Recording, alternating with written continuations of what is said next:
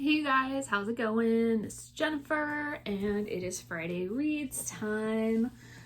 So let's see here. I am not in my normal place and I'm a little discombobulated, but that's okay.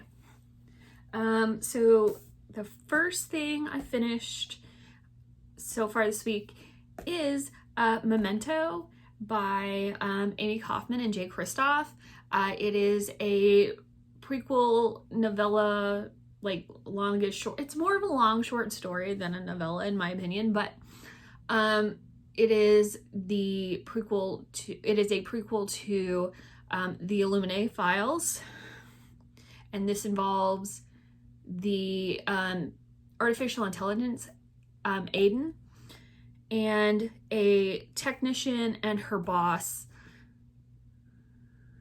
and how Aiden comes to be how he is before the events of, and including some of the events of the Illuminae files. It was fine. I gave it 3 stars.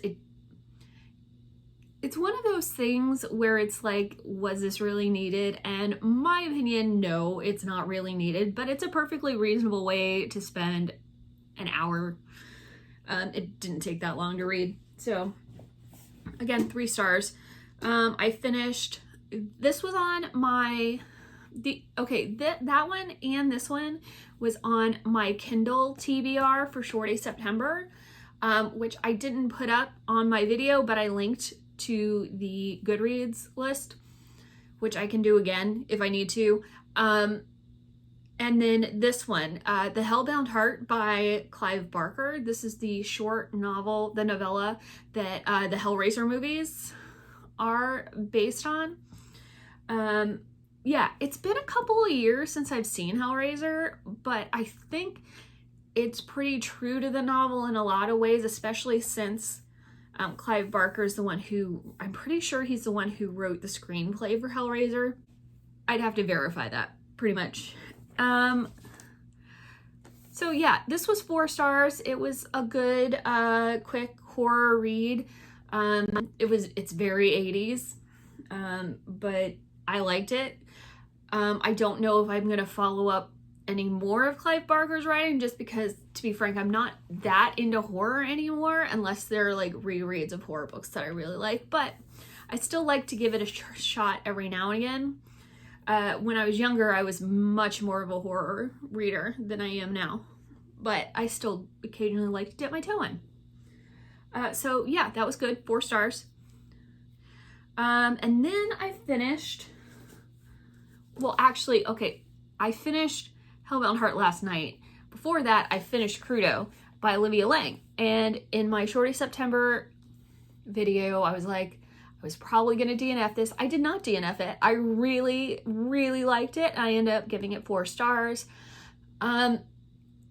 So there are some quirks of language in this book that give some people pause, I think, but I caught up with it pretty fast, and really it's more of a case of like some missing commas and some run-on sentences than anything else, which I think is kind of common with a stream of consciousness style of writing. But this is taking place over like a couple of weeks, maybe like a month or 2 in 2017, and the author, who's taken on the persona kind of Kathy Acker, who like died in 1997, so like none of this is actually happening, but it's very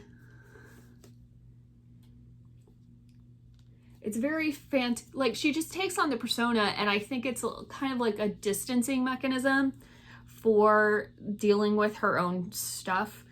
One thing I did want to mention about this is there's some very good, there are some very compelling themes going on. A lot of it dealing with like social media and relationship issues and all kinds of things that I really like. It really resonated with me.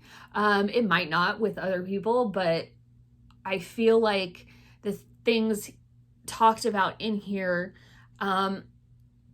only get more relevant with time. So I kind of anticipate a reread of this at some point in the future. Maybe not like for the next year or so, but at some point I'm likely to reread, so I can recommend this if you can get along with the writing style.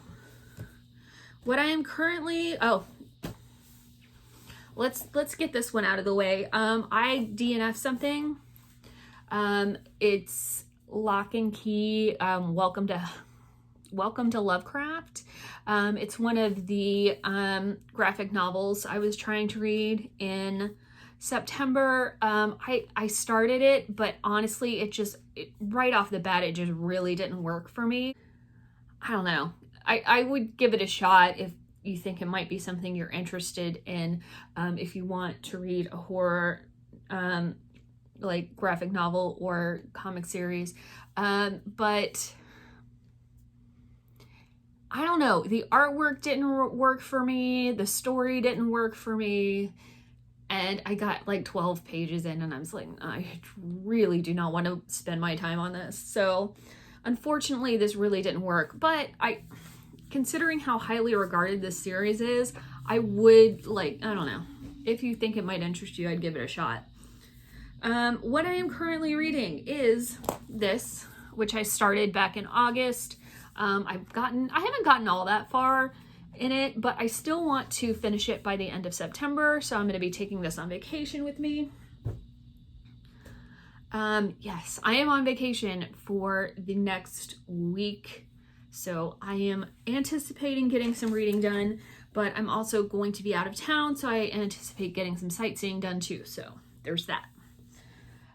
Some other things I'm reading, I actually started on my Kindle and I got through the intro for Used Stories by Bobby Z. Bright. It is a collection of some B-sides, I think the author calls it. And I got through the intro and I started on the first story, but then I stopped myself because I was already reading the Clive Barker book, so I am going to read that next on my Kindle, and then after that I think I'm going to go with The Black God's Drum by P. Jelly Clark, and then I have a ton of Kindle stuff I can read. But for physical books, the next things I want to get to is The Man Who Folded Himself by David Gerrold. This is a sci-fi time-traveling movie. This is a time-traveling sci-fi book, and I don't know. I think some fun stuff happens in this, and I'm looking forward to finally reading it. I'm pretty sure it's a sci-fi classic. And then for my graphic novels, I'm gonna go on my next volume of Sandman, which is volume 5, A Game of You, and Deadly Class by Rick Remender. This is volume 9. It's the last full volume that came out. And that is what I am reading for my Friday reads. I am looking forward to my vacation. I'm looking forward to reading all the shorties. And I'll let you know how things go next time we talk. Bye.